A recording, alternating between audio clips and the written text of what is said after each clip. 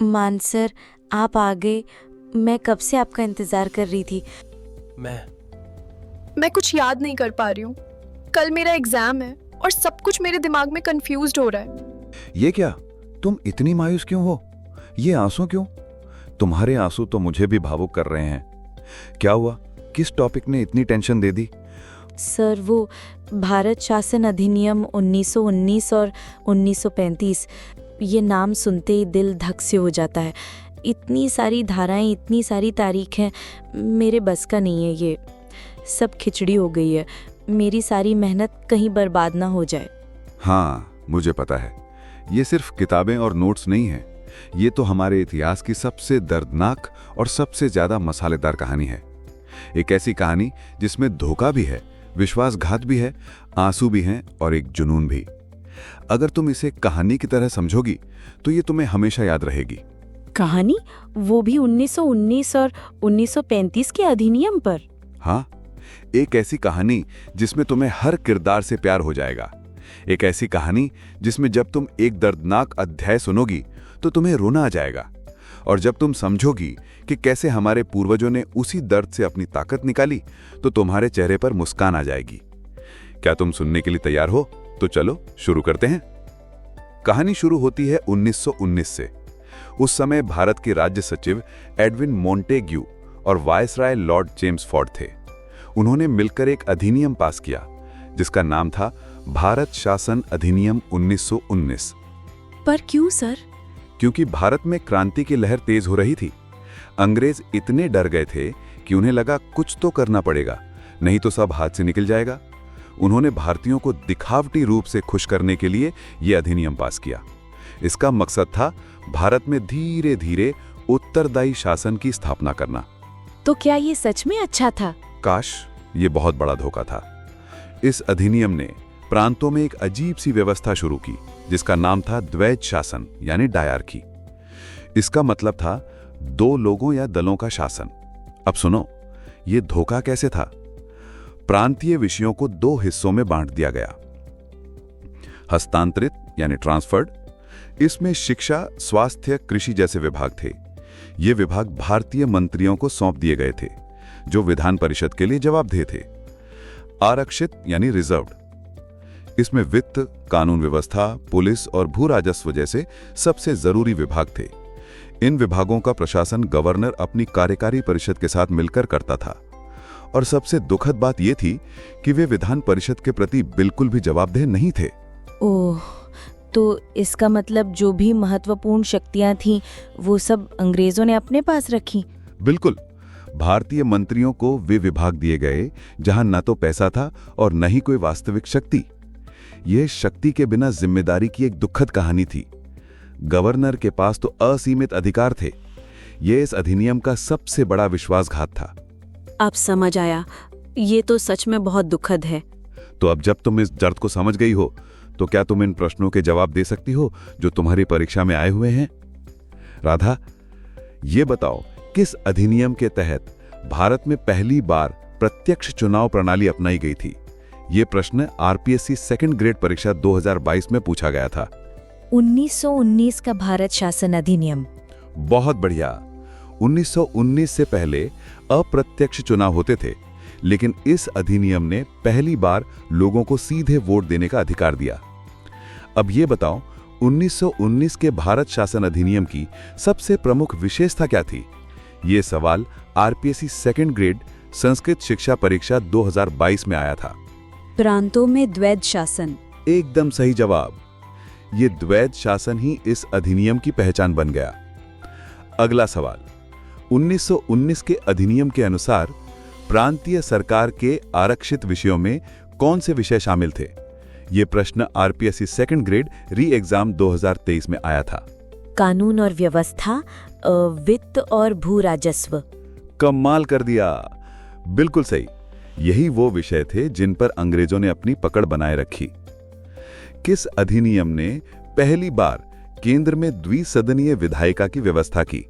ये प्रश्न RPSC second grade GK group B 2022 में पूछा गया था। 1919 का भारत शासन अधिनियम केंद्रीय विधायिका को दो सदनों में बांटा गया, केंद्रीय विधानसभा और राज्य परिषद। क्या बात है। और जानते हो, इससे प्रतिनिधित्व तो बढ़ा, लेकिन वायसराय के पास अब भी असीमित अधिकार थे।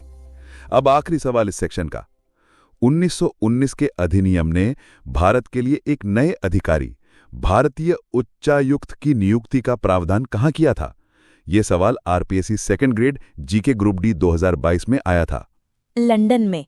बिल्कुल सही, तुमने तो कमाल कर दिया। अब कहानी का सबसे भावुक हिस्सा आता है।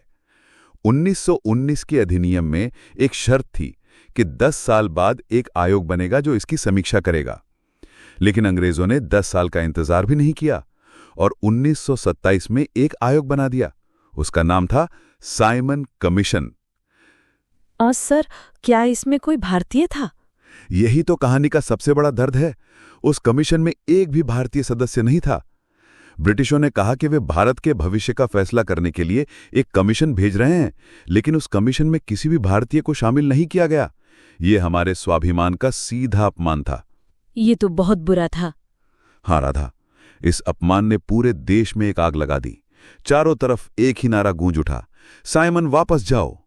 और जानते हो, पंजाब में इस कमीशन का विरोध करते हुए हमारे महान नेता लाला लाजपत राय पर पुलिस ने बर्बरता से लाठियां बरसाईं। उन्हें शेरे पंजाब कहा जाता था और उसी शेर को उसकी ही जमीन पर मार दिया गया।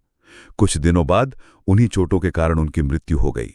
मरने से पहले उन्होंने एक ऐसी बात कही जो हर भारतीय को रुला देती है। मेरे ऊपर जिस लाठी से प्रहार किए गए हैं, वही लाठी एक दिन ब्रिटिश साम्राज्य के ताबूत में आखिरी कील साबित होगी। सर, रो मत। ये आंसू उस दर्द के लिए है जो हमारे पूर्वजों ने सहा, लेकिन ये आंसू हमें ताकत भी देते हैं। इसी बलिदान ने अंग्रेजों को हिला दिया कि उन्हें बातचीत का दिखावा करना पड़ा, और इस दिखावे का नाम था गोल मेज सम्मेलन।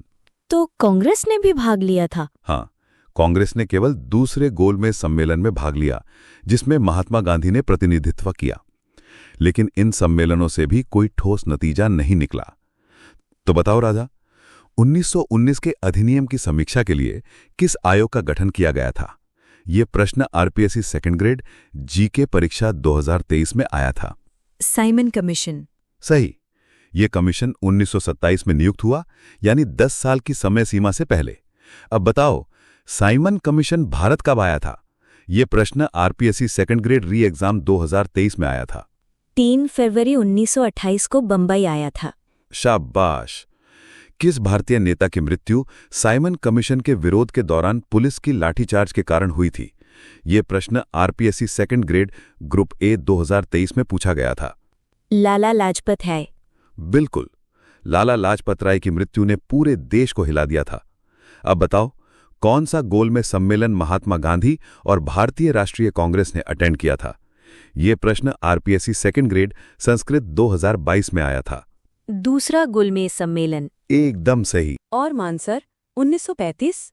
अब कहानी का सबसे बड़ा और सबसे महत्वपूर्ण अध्याय आता है, 1935 का भारत शासन अधिनियम। इसे हमारे संविधान का ब्लूप्रिंट भी कहा जाता है। इस अधिनियम ने 1919 के अधिनियम की सभी कमियों को दूर करने का दिखावा किया। तो ये अच्छा था? ये भी एक जाल था, बस थोड़ा बड़ा और ज्यादा सुंदर। इसने एक अखिल भारतीय संघ यानी ऑल इंडिया फेडरेशन की स्थापना का प्रस्ताव रखा, जिसमें ब्रिटिश प्रांत और देशी रियासतें दोनों शामिल होने थे। लेकिन ये एक अधूरा सपना था। अधूरा क्यों? क्योंकि रियासतों को इस संघ में शामिल होने के लिए मजबूर नहीं किया गया था, उन्हें स्वेच्छा से शामिल होने का विकल्प दिया गया था। और जानते हो, ये प्रावधान कभी लागू ही नहीं हुआ, क्योंकि कोई रियासत शामिल ही नहीं हुई। अब सुनो, इस अधिनियम का सबसे बड़ा बदलाव क्या था? इसने प्रांतों में द्वैध शासन को खत्म कर दिया। तो प्रांतों को स्वायत्तता मिल गई? हाँ, प्रांतीय स्वायत्तता यानी प्रोविंशियल ऑटोनॉमी शुरू हुई। लेकिन गवर्नर के पास अभी भी वीटो और विशेषाधिकार थे। वो किसी भी सरकार को भंग कर सकता था। यानी सत्ता भारतीयों को दी गई, लेकिन उसकी चाबी आज भी ब्रिटिशों के हाथ में थी। और जानते हो, प्रांतों से द्वैध शासन हटाकर उन्होंने इसे केंद्र में लागू कर दिया। रक्षा, विदेश मामले और धार्मिक मामले जैसे सबसे महत्वपूर्ण विषय वायसराय के नियंत्रण में आरक्षित थे। मतलब एक हाथ से दिया और दूसरे हाथ से वापस ले लिया। यही तो इस अधिनियम की सबसे बड़ी विडंबना थी। इस अधिनियम ने केंद्र और प्रांतों के बीच शक्तियों को 3 सूचियों में विभाजित किया। संघीय सूची यानी फेडरल लिस्ट केंद्र सरकार के लिए, इसमें 59 विषय थे। प्रांतीय सूची यानी प्रोविंशियल लिस्ट प्रांतीय सरकारों के लिए, इसमें 54 विषय थे। और समवर्ती सूची यानी कंकरेंट लिस्ट केंद्र और प्रांत दोनों के लिए, इसमें 36 विषय थे। और जो विषय इन तीनों में नहीं थे? वो अवशिष्ट शक्तियां यानी रेजिड्यूरी पावर्स वायसराय को दी गई थीं। इस अधिनियम ने कुछ और भी महत्वपूर्ण चीजें दी। इसने भारतीय रिजर्व बैंक यानी आरबीआई की स्थापना का प्रावधान किया और 1937 में संघीय न्यायालय यानी कि फेडरल कोर्ट की स्थापना का भी प्रावधान किया। इसने सांप्रदायिक प्रतिनिधित्व को और विस्तार दिया। मुसलमानों और सिखों के साथ साथ इसने दलितों, महिलाओं और श्रमिकों के लिए भी अलग निर्वाचक मंडल दिए। ये तो फूट डालो और राज करो की नीति थी। बिल्कुल, उन्होंने हमारे समाज को धार्मिक और सामाजिक आधार पर और भी ज्यादा बांट दिया। चलो राधा, बताओ किस अधिनियम ने प्रांतों में द्वैध शासन को समाप्त किया? ये सवाल आरपीएससी सेकंड ग्रेड जीके 2022 में आया था। 1935 का भारत शासन अधिनियम। एकदम सही। अच्छा, और बताओ किस अधिनियम ने केंद्र में द्वैध शासन की शुरुआत की? ये प्रश्न आरपीएससी सेकंड ग्रेड री एग्जाम 2023 में पूछा गया था। 1935 का भारत शासन अधिनियम। सही, लेकिन ये प्रावधान कभी लागू नहीं हुआ। और बताओ, भारत सरकार अधिनियम 1935 के तहत शक्तियों को कितनी सूचियों में विभाजित किया गया था? ये प्रश्न आरपीएससी सेकंड ग्रेड जीके 2023 में आया था। 3 सूचियों में, संघीय, प्रांतीय और समवर्ती। शाबाश। और उनके विषय और संख्या बताओ। संघीय सूची में 59, प्रांतीयों में 54 और समवर्ती में 36 विषय थे। किस अधिनियम के तहत भारत में संघीय न्यायालय की स्थापना का प्रावधान किया गया था?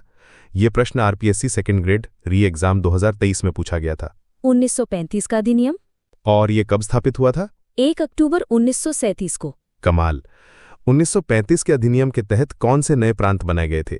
ये प्रश्न आरपीएससी सेकंड ग्रेड जीके 2022 में आया था। सिंध और उड़ीसा। बहुत सही। सिंध को बंबई से अलग किया गया और बिहार और उड़ीसा को अलग अलग प्रांतों में बांटा गया। बताओ किस अधिनियम के प्रावधानों के तहत भारतीय रिजर्व बैंक की स्थापना की गई थी? ये प्रश्न आरपीएससी सेकंड ग्रेड एसएसटी 2022 में आया था। 1935 का भारत शासन अधिनियम। एकदम सही। किस अधिनियम ने भारत में एक संघ लोक सेवा आयोग, प्रांतीय लोक सेवा आयोग और संयुक्त लोक सेवा आयोग की स्थापना का प्रावधान किया था? ये प्रश्न RPSC second grade GK group C 2023 में आया था। 1935 का भारत शासन अधिनियम। तुम तो बहुत तेज हो गई हो। 1935 के अधिनियम के तहत कौन सा देश भारत से अलग हो गया था? ये प्रश्न RPSC second grade GK group B 2023 में पूछा गया था। बर्मा। बिल्कुल सही। किस अधिनियम ने भारत परिषद यानी काउंसिल ऑफ इंडिया को समाप्त कर दिया था, जो 1858 के अधिनियम द्वारा स्थापित की गई थी? 1935 का भारत शासन अधिनियम। शाबाश। अच्छा बताओ फिर, 1935 के अधिनियम के तहत अवशिष्ट शक्तियां किसे दी गई थीं? यह प्रश्न आरपीएससी सेकंड ग्रेड जीके 2022 में आया था। वायसराय को। बहुत बढ़िया। आखिरी सवाल, 1935 के अधिनियम ने कितनी जनसंख्या को वोट का अधिकार दिया था? यह प्रश्न आरपीएससी सेकंड ग्रेड जीके 2023 में आया था। लगभग 10% आबादी को वोट देने का अधिकार मिला था। सही। तो देखा रहा था, ये सिर्फ 2 अधिनियम नहीं थे, ये हमारे देश के विकास के 2 अध्याय थे। एक जिसने हमें सत्ता के बिना जिम्मेदारी दी और दूसरा जिसने हमें जिम्मेदारी के साथ शक्ति का भ्रम दिया। पर इन दोनों की सबसे बड़ी सीख ये थी कि उन्होंने भारतीयों को शासन चलाने का पहला व्यावहारिक अनुभव दिया। उन्होंने हमें सिखाया कि क्या सही है और क्या गलत। 1919 के द्वैध शासन की विफलता ने हमें सिखाया कि शक्ति का विभाजन कैसे नहीं करना चाहिए। और 1935 के अधिनियम ने हमें शक्तियों के विभाजन, संघीय ढांचे और द्विसदनीयता का पहला खाका दिया। तो सर, ब्रिटिशों ने हमें एक अधूरा संविधान दिया और हमने उसे पूरा करके उनका ही शासन खत्म कर दिया। यही तो कहानी की सबसे बड़ी विडंबना और खूबसूरती है। ब्रिटिशों ने एक ऐसा जाल बिछाया जो अंततः उनकी ही बर्बादी का कारण बन गया। अब बताओ राधा, क्या अब तुम्हें अभी भी डर लग रहा है?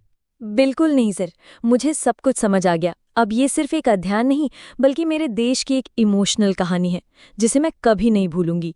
Thank you sir. ये तो मेरी खुशकिस्मती है कि तुम इतनी लगन से पढ़ रही हो। पर एक बात याद रखना, ये ज्ञान तभी काम आएगा जब तुम इसकी सही से प्रैक्टिस करोगी। अगर तुमने अभी तक टेस्ट क्यू ऐप डाउनलोड नहीं किया है तो अभी कर लो। जी सर। वहां पे तुम्हारे लिए आज ही 15 बिल्कुल फ्री करंट अफेयर्स की क्विजेज डाली गई हैं, जिनमें 300 प्रश्न और हर प्रश्न की बेहतरीन विस्तार से व्याख्या है। ये तुम्हारे रिवीजन में 4 चांद लगा देगी। वाह, ये तो बहुत अच्छा है सर। बिल्कुल। और इतना ही नहीं, वहां राजस्थान की टॉप फैकल्टीज के कोर्सेज भी जल्दी आ रहे हैं। इस ऐप पर रोज फ्री क्विज करवाई जाती है जो एग्जाम में 4 चांद लगा देगी। और हाँ, कोई भी अपडेट मिस ना हो जाए इसलिए उनके टेलीग्राम चैनल को भी जरूर ज्वाइन कर लेना। वहां रोज शाम 6 बजे 50 प्रश्नों की क्विज होती है। वाह, ये तो बहुत शानदार है सर। मैं अभी डाउनलोड करती हूँ। और हाँ राधा, अगर तुम्हें ये सेशन इतना अच्छा लगा, सब कुछ अच्छे से याद हो गया, तो इस चैनल को सब्सक्राइब जरूर करना, वीडियो को लाइक करना और अपने हर उस दोस्त को भेजना जिसको इसकी जरूरत है, ताकि ये कहानी हर उस स्टूडेंट्स तक पहुंचे जो इतिहास से डरता है। जरूर मान सर। जय हिंद। जय राजस्थान।